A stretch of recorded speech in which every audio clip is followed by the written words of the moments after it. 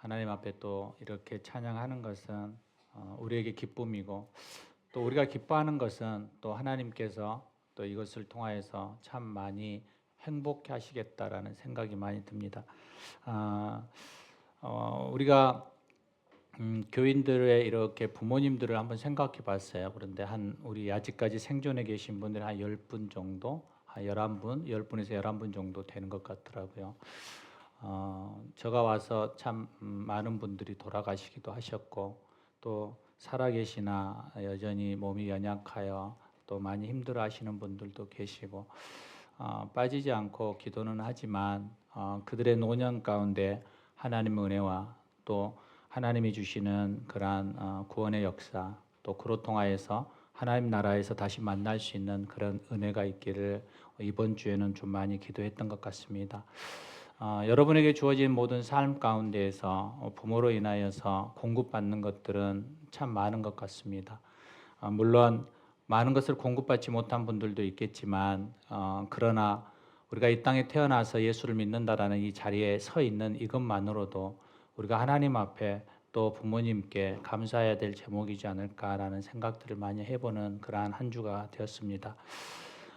사랑하는 여러분, 오늘 이 시간에 우리가 잠깐만 좀 생각해 봤으면 좋겠습니다. 여러분에게 부모님은 어떤 분이신지, 그리고 여러분의 삶의 모든 과정 가운데 때로는 좋으신 부모님, 때로는 우리를 힘들게 했던 부모님이시지만, 그러나 이렇게 돌아놓고 보면 또한 내가 여기까지 존재하고 있는 그 상황 속에서 그 부모님으로 인하여서 내가 행복해질 수 있는, 또 감사할 수 있는 그러한 은혜가 있게 해달라고 이 시간 우리 잠깐 우리 부모님을 생각하면서 축복하고, 또 부모님에게 많은 상처가 있는 분들은 좀 용서하시고, 또 부모님의 노년과 또 그분의 삶들 가운데 하나님의 은혜가 함께 해달라고 이 시간 우리 함께 여러분의 살아계신 부모님, 또 주변에 있는 우리 교우들의 노후에 있는 분들을 위하여서 이 시간 우리 잠깐 기도하는 시간 갖겠습니다. 함께 기도하시겠습니다.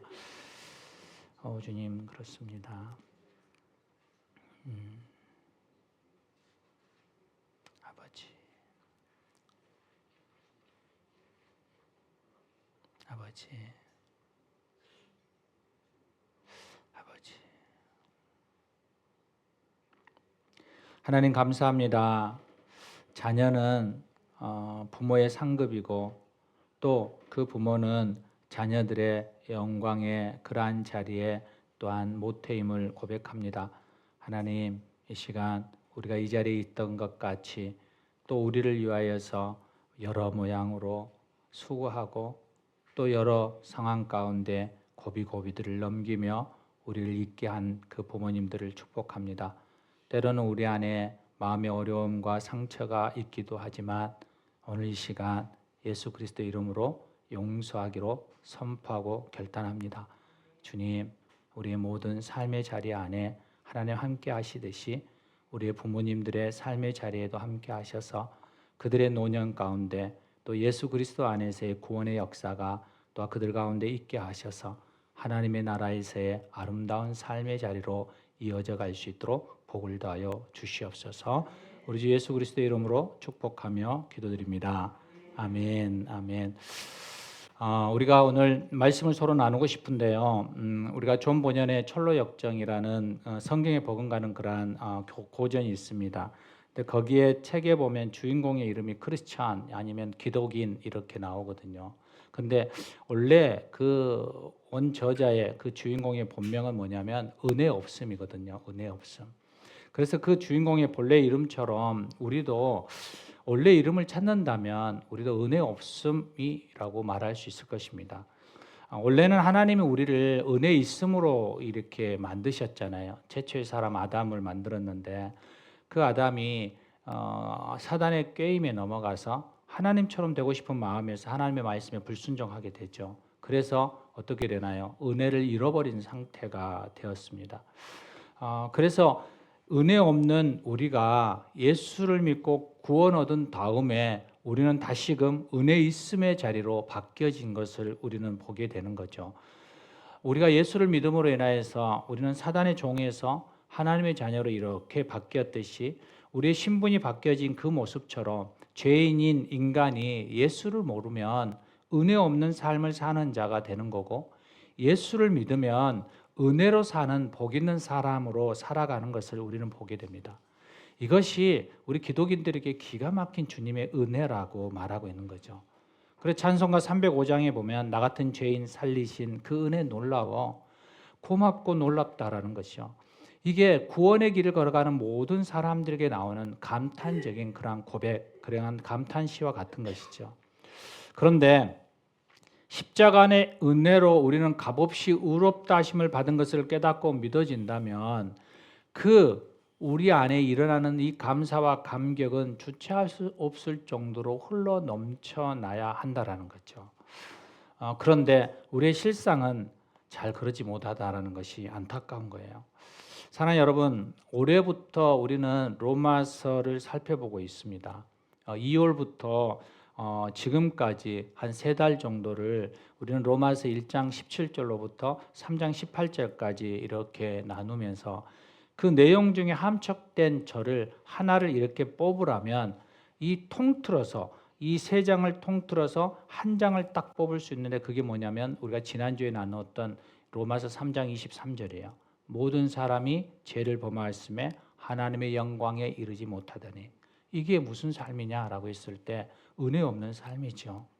모든 사람이 죄를 범하였고 그로 인해서 하나님이 원하시는 영광을 잃어버렸다라는 결론이에요.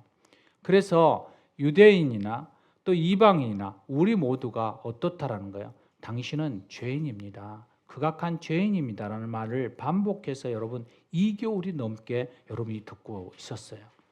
얼마나 많이 힘드셨습니까? 로마서 강의를 하던 사랑의 교회 고 옥하는 목사님을 한 권사님이 찾아왔어요. 그리고 이렇게 말했대요. 목사님, 너무 힘이 듭니다. 이제 로마서를 그만하면 안 되겠습니까? 이 죄라는 말을 듣기가 너무 힘이 들어서 설교 시간에 앉아 있는 것이 너무너무 힘이 듭니다. 이렇게 말했다고 합니다. 그러자 목사님이 이렇게 말씀하셨대요. 하나님이 말씀하셨으니 낸들 어떡합니까? 이처럼 죄에 대한 설교를 듣는 여러분도 힘들겠지만 실은 저도 되게 힘들었거든요. 죄에 대한 설교를 하는 것이 무척 힘이 들었어요. 그럼에도 여러분, 죄에 대한 설교를 훌쩍 넘어가지 않고 계속하는 것은 바로 이 죄의 단계를 넘어서지 않고는 예수님을 통한 구원을 얻는 자리에 가는 것이 불가능하기 때문에 그런 거예요. 사랑하는 여러분 부활하고 싶잖아요. 부활하려면, 다시 살아나려면 여러분 어떻게 해야 되나요? 죄송하지만 여러분 죽음의 깊은 터널을 건너야 해요. 여러분 죽지 않고 부활은 없는 거죠.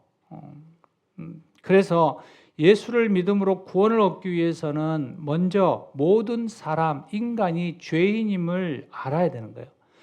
여러분 각자가 도저히 용서받을 수 없는 죄인임을 철저하게 인식되어질 때 이제 바로 그때부터 복음을 향한 첫발이 띄어지는 거거든요. 사람은 이 죄로 인해서 에덴인 이 복락원을 포기하고 떠나야만 했잖아요. 그리고 어떻게 신락원, 낙원을 잃어버린 삶을 살아야만 했어요. 그런데 이 신락원에 살던 우리가 예수님을 믿음으로 인해서 다시 어떻게 되는 거예요? 하나님의 나라를 회복하게 된 이 복락원으로 나아가는 이 놀라운 복음을 우리가 마주하고 있다는 거예요.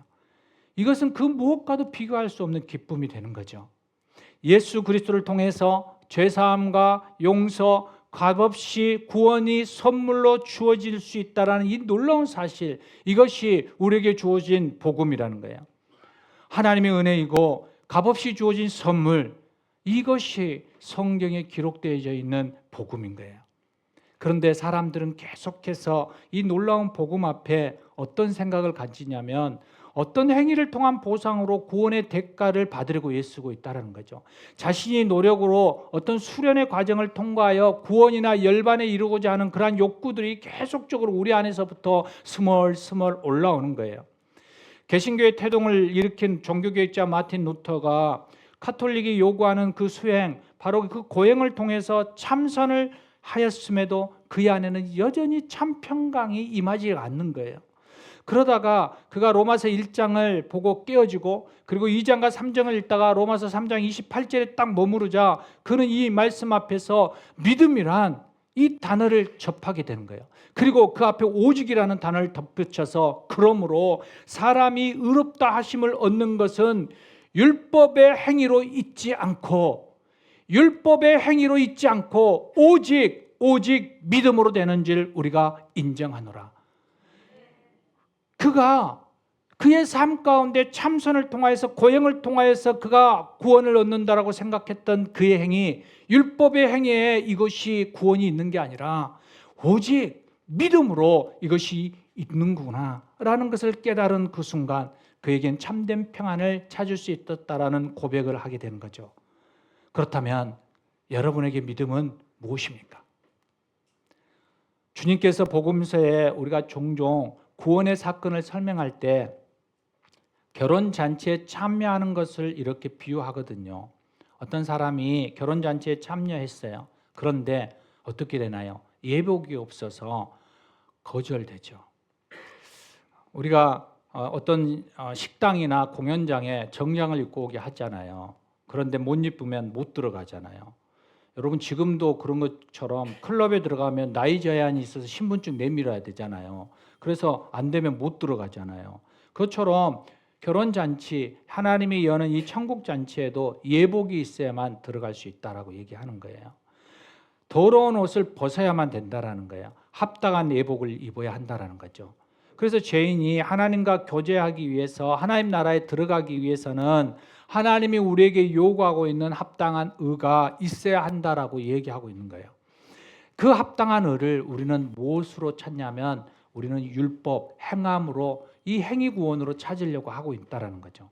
그러나 오늘 이 천국의 이 결혼식을 비유하면서 얘기하는 것은 우리에게 죄사함을 통한 이 헌옷, 이 더러워진 옷을 벗어버리는 그 모습으로 나아가는 거예요. 그러면 우리가 이 헌옷을, 더러운 옷을 벗어버리고 잔치에 참석하게 되면 어떻게 되나요? 그 잔치에 참여한 사람에게 예복을 입혀주겠다라고 얘기하는 거예요. 희고 아름다운 예복을 값없이 선물로 주겠다라고 말하고 있는 거예요. 사랑하는 여러분, 이 광경을 한번 상상해 보십시오. 우리가 죄로 더러워진 옷을 벗고 주님 앞에 나온 사람들마다 십자가에 흘리신 보혈로 죄사함을 선포해 주실 뿐만 아니라 하나님께서 친히 희고 아름다운 예복, 그 하나님의 의로 만들어진 이 세마포 옷을 선물로 우리에게 주며 입혀주시는 그 상상을 한번 해보시기 바랍니다. 바로 이것이 믿음이에요. 믿음은 자기 자랑이나 공로가 아니라는 얘기예요. 어떤 노력이나 도덕적인 수준으로 어떤 몸부림으로 우리가 성취할 수 없는 그것이 바로 하나님의 의라고 얘기하고 있는 거예요. 하나님의 값없이 주시는 선물, 그것은 바로 예수 그리스도, 그분의 십자가의 죽음과 부활, 그리고 용서의 근거를 가지고 있는 의의 선물, 바로 구원에 이르는 믿음, 바로 예수 그리스도임을 말씀하고 있는 거죠. 사랑하는 여러분, 오늘 본문 27절을 보면 오직 믿음의 법으로 구원을 얻는다라고 선포해요. 법은 방법이잖아요. 구원에 이르는 믿음이라는 방법, 이것은 하나님 앞에 의롭다함을 얻는 방법, 바로 그것을 통하여 구원받게 된다라는 얘기죠. 믿음을 얻는 그러한 구원 얻는 자에게 바로 자랑할 것이 없다라고 얘기하는 거예요.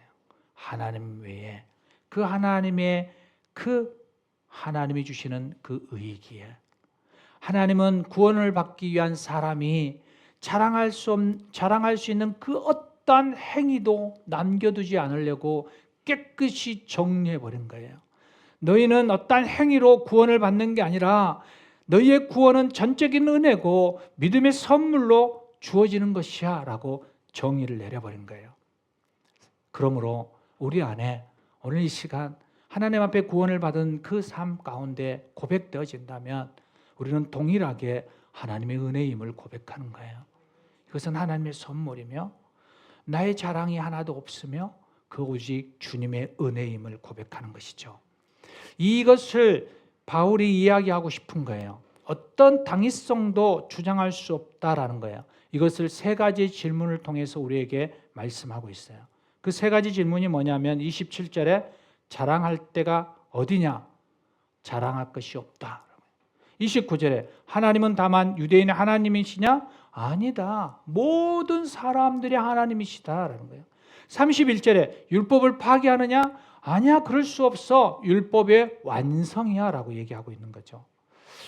우리가 이 세 가지 질문을 좀 더 구체적으로 보면 우리 안에 구원이 얼마나 우리 안에 가치 있고 값 있으며 또한 그것이 우리에게 거저 주어진 선물인 것을 우리는 알 수 있다는 거죠.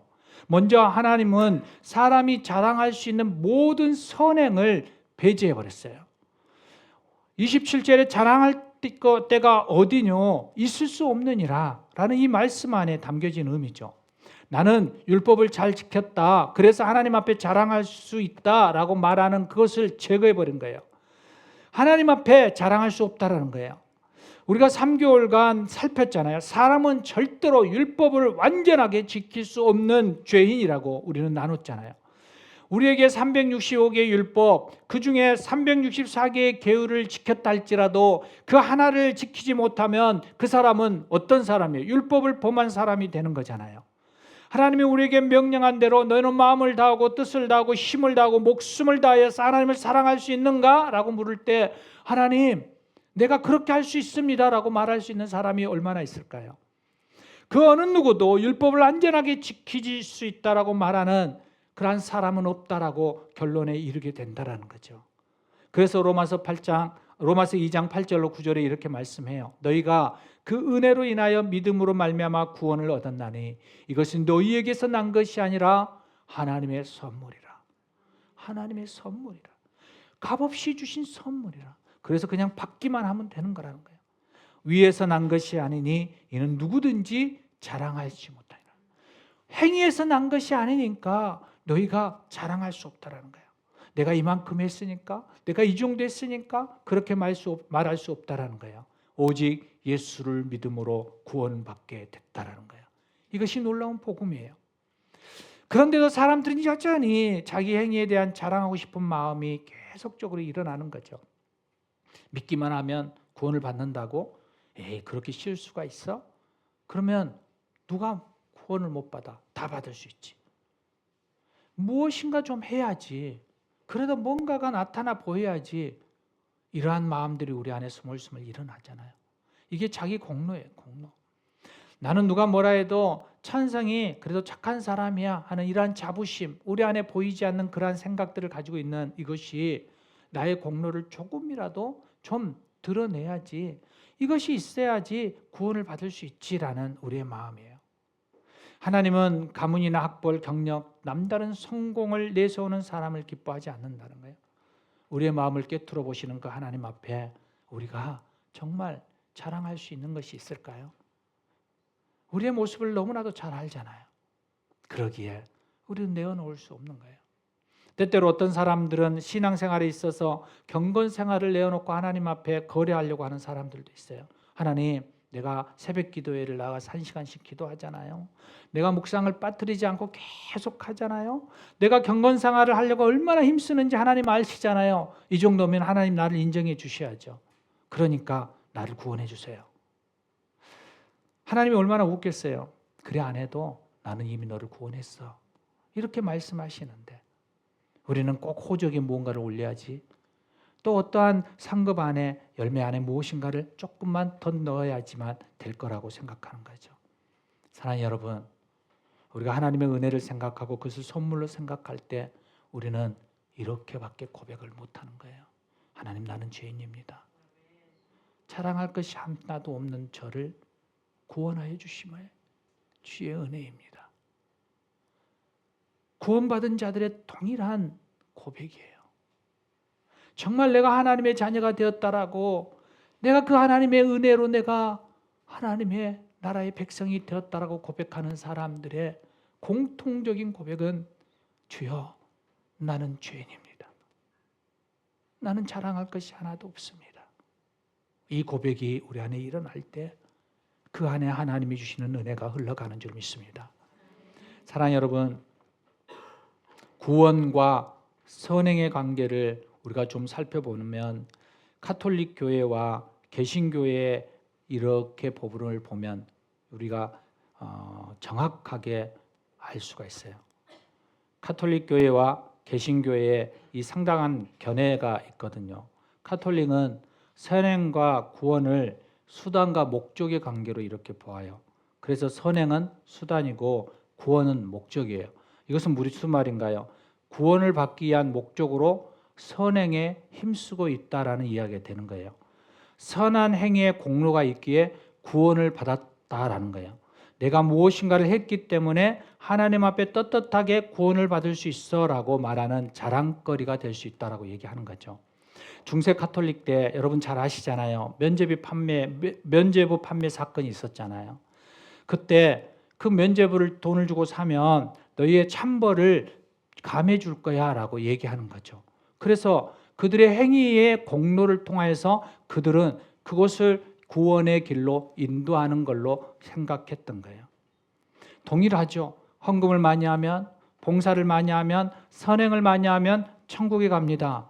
여러분 맞는 것 같은데 뭔가 이상하잖아요. 구원이 우리의 공로로 이루어진다라는 말이기에 우리가 그것을 믿고 가면 여러분 예수님이 이 땅에 오실 일이 뭐가 있어요? 예수님이 십자가를 지신 의미가 무엇이 있어요? 가치 없는 거잖아요. 우리의 행위와 공로 때문에 그것 때문에 우리가 하나님의 나라에 간다면 예수님이 이 땅에 오실 필요도 없었고 예수님이 십자가를 지실 필요도 없었던 거죠. 그래서 우리 기독교는 이렇게 개신교는 이렇게 얘기를 하는 거예요. 예수를 믿음으로만 구원을 받습니다. 그래서 선행과 구원이 원인과 결과의 관계입니다라고 얘기하는 거예요. 구원을 받았기 때문에 내가 선행에 힘쓰는 것입니다라는 거예요. 구원받은 것이 원인이고 선행이 그 결과예요. 자랑하기 위해서 선행하는 것이 아니라 내가 구원을 받았기에 너무 감사하기에 내가 하나님이 기뻐하는 선행을 행하는 것이라는 거예요. 자랑하기 위해서 경건생활을 하는 것이 아니고 자랑하기 위해서 헌신을 하는 것이 아니라 그 하나님의 은혜가 너무 감사해서 내가 의롭게 살려고 노력하고 그 길을 걸어가는 것이죠. 바로 이것이 우리의 고백이에요. 그래서 바울이 얘기하는 거예요. 너희가 자랑할 것이 있느냐라는 거예요. 없다라고 얘기하는 거죠. 두 번째로 바울이 얘기하고 있는 것이 뭐냐면 하나님은 인간이 자랑할 수 있는 구원의 길을 완전히 다 배제해버렸어요. 하나님은 예수님 외에 그 어떠한 구원의 길도 인정하지 않겠다라고 말씀하고 있는 거죠. 그게 29절과 30절이에요. 하나님은 홀로 유대인의 하나님 뿐이시뇨 또 이방인의 하나님은 아니시뇨 진실로 이방인의 하나님도 되시느니라. 하나님은 유대인의 하나님이 아니고 그리고 이 세상 모든 사람들의 하나님이라고 말씀하고 있는 거예요. 하나님의 눈에는 유대인이나 이방인의 구별이 없어요. 선한 자나 악한 자나 여러분 정말 죄송한데 구별이 없어요. 오직 예수를 믿음으로 구원하느냐라는 거예요. 바로 예수를 믿음으로 구원받는 사람, 예수를 믿어야만 구원받을 수 있는 죄인들만 있을 뿐이라는 거예요. 그러므로 하나님에게는 유대인을 구원하는 방법도 이방인을 구원하는 방법도 다르지 않아요. 오직 믿음으로만 구원을 얻을 수 있다라고 얘기하는 거예요. 그래서 기독교 외에 죄인이 의인으로 인정받아 천국에 가는 구원의 길이 존재하지 않아요. 복음으로 세상의 다른 종교들을 보면 모두가 허망한 것임을 우리는 알 수 있어요. 우리만이 느낄 수 있는 거죠. 우리만이 알 수 있는 거예요. 예수만 믿는 사람들만이 깨달을 수 있는 거예요. 결코 예수님 외에는 다른 구원의 길이 없기 때문이에요. 혹시 예수 외에 다른 구원의 길이 여러 방법으로 존재한다고 우리가 가정을 해본다면 불교 신자는 하나님 앞에 무엇을 들고 나가서 자랑할 수 있을까요? 모르긴 해도 아마도 참선이 아닐까요? 스님들이 암자에 들어가서 오랜 세월 가부자로 이렇게 참선하잖아요. 그래서 그들은 그것이 자랑거리가 되죠. 그러니까 그분들이 이렇게 화장을 할 때 어떻게 되나요? 사리가 몇 개가 나왔니? 사리가 얼마나 크니? 이것은 그들이 고행하고 참선한 결과물이니까요. 그래서 그들이 자랑거리가 되는 거죠. 예배의식을 철저히 지킨다고 하는 회계도들을 보면 그들에게는 어떻게 하나님 앞에 자랑거리가 될까요? 하루에 5번씩 예배 의식을 행하잖아요.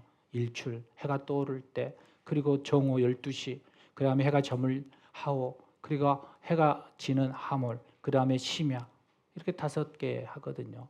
제가 예전에 직장 생활할 때 외국인들이 있으면 점심시간 12시가 되면 점심 먹으러 가는데 그분들은 안 그래요.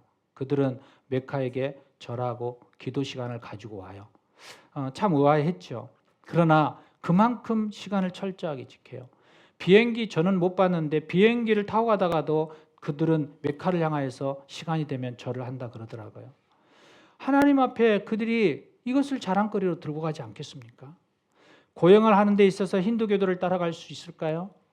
여러분, 율법을 엄격히 지키는데 바리새인을 능가할 사람이 있을까요? 우리는 여러분 각자 또 하나님 앞에 내어놓을 게 뭔가가 있겠죠. 하나님, 내가 이렇게 살았어요. 내가 이렇게 했어요. 그런데 여러분, 사도행전 4장 12절에 우리가 보면 이렇게 말씀하고 있어요. 다른 이로서는 구원 얻을 수가 없나니 천하 인간의 구원을 얻을 만한 다른 이름을 우리에게 주신 일이 없음이니라. 다른 이름을 우리에게 주신 일이 없음이니라. 다른 어떤 공로로 우리를 구원하는 것이 아니다라는 거예요. 예수님만이 구원자라는 거예요. 예수 믿는 것만이 구원자라는 거예요. 그 길만이 유일한 길이라는 거예요. 사랑하는 여러분, 오늘 저와 여러분이 모두의 마음에 믿어지고 예수님을 향하여 입이 벌려지고 열려지는 그러한 고백의 역사가 오늘 이 시간에 일어나기를 소망합니다. 바울은 3번째로 하나님은 인간이 자랑할 수 없는 모든 의를 배제했다라고 얘기해요. 하나님은 예수 그리스도 외에 어떠한 의로움도 거부하시겠다는 거예요. 이게 31절이에요. 그런즉 우리가 믿음으로 말미암아 율법을 폐하느뇨? 그럴 수 없느니라. 도리어 율법을 굳게 세우느니라. 우리는 흔히 생각하기를 믿음으로만 구원을 얻으니까 율법은 소용없네? 우리가 공로의식이 넘어가면 행위 구원이 떠나면 우리 안에 이런 마음이 들어올 수 있어요. 믿음이 중요하다며, 야고보서처럼 믿음이, 히브리서처럼 믿음이 중요하다며, 그러자 율법이 우리 안에 소용이 없어지는 거예요. 우리 행위가 아무렇게나 살아도 된다라고 생각하는 거예요. 그래서 야고보 기자가 어떻게 해요? 행위를 이야기하고 있는 거죠. 어떠한 집중되어지는 하나의 포인트를 가지고 얘기하는 거예요. 사랑하는 여러분, 믿음으로만 구원을 얻으니까 율법이 소용없어질까요? 아니에요. 그래서 오늘 본문이 있는 거예요. 예수님을 믿음으로 구원을 얻는 이것이야말로 율법을 폐하는 것이 아니라 율법을 세우는 것이야, 완전케 하는 것이야 라고 얘기하는 거죠. 그래서 마태복음 5장 17절에 예수님이 오신 그 이유를 얘기해요. 내가 와서 율법이나 선지자를 폐하는 줄 알아? 아니야, 그렇지 않아. 폐하러 온 것이 아니라 완전케 하려 한 거야. 완전케 하려 하는 거야. 외식적인 그러한 행위가 아니라 너희 안에서부터 보여지기 있는 그런 것이 아니라 너희의 중심에서부터 하나님을 사랑하고 그 하나님을 사랑하게 되면 그렇게 완전하게 살아갈 수밖에 없는 그러한 삶을 너희에게 보여주기 위해서 왔다라는 거예요. 그것이 뭐예요? 그것이 예수님의 의예요. 예수님의 의. 우리가 믿음으로 예수님을 붙들면 예수님의 의가 우리의 의가 된다라는 거예요. 예수님의 우리 안에 들어와서 그 예수님의 의를 우리 안에 소유하게 되면 그분이 나의 의가 되어진다라는 거예요. 그래서 하나님은 율법을 완전케 하신 그 예수님의 의를 가지고 자기 앞에 오는 모든 사람들을 무엇라고 얘기하냐면 너는 의인이야 라고 얘기하는 거예요. 왜? 너희의 허물이 있지만 내가 너희를 의롭게 보겠다라는 거죠.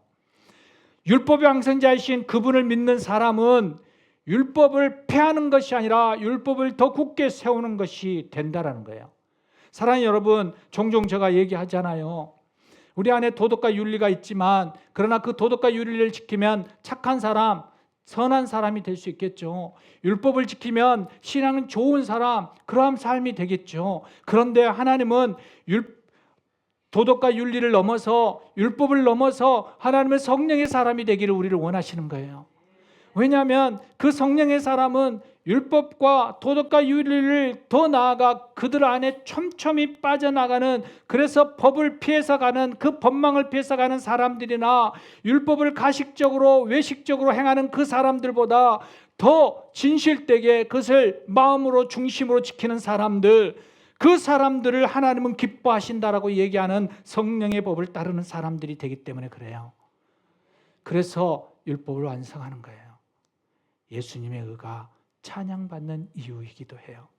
사랑하는 여러분, 예수님이 우리 안에 있다라는 것, 내가 예수로 인하여 구원을 받았다라는 것은 그 예수님의 의가 우리 안에 이제 나의 의가 되고 우리의 의가 되어진다는 거죠.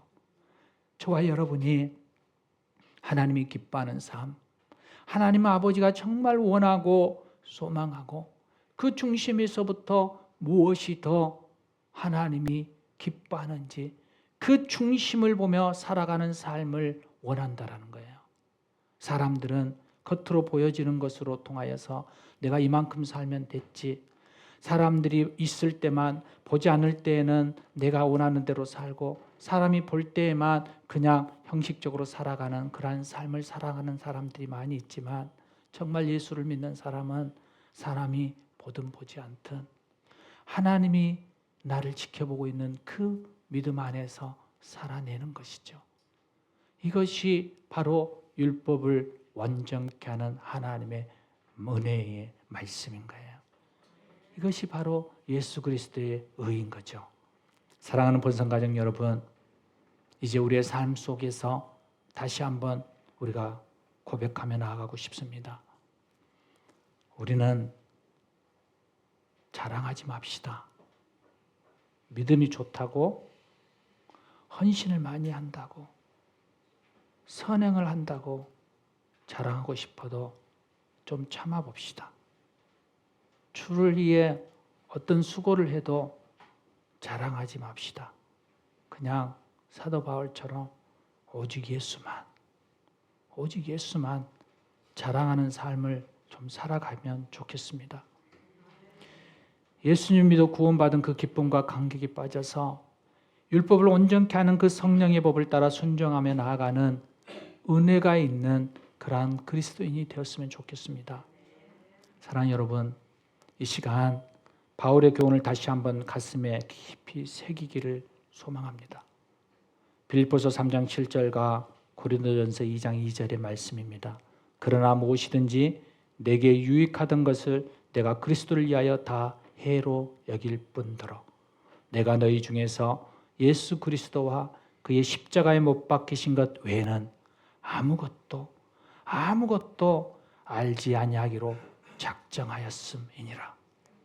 저와 여러분이 오직 믿음으로 오직 예수님만 자랑하며 그 예수 그리스도의 의가 드러나는 그러한 하나님의 성품을 닮아가는 선한 영향력을 미치는 저와 여러분 되시기를 주의 이름으로 부탁드립니다. 우리 함께 기도하시겠습니다. 이 시간 하나님 앞에 우리가 잠잠히 나아가고 싶습니다. 하나님, 그렇습니다.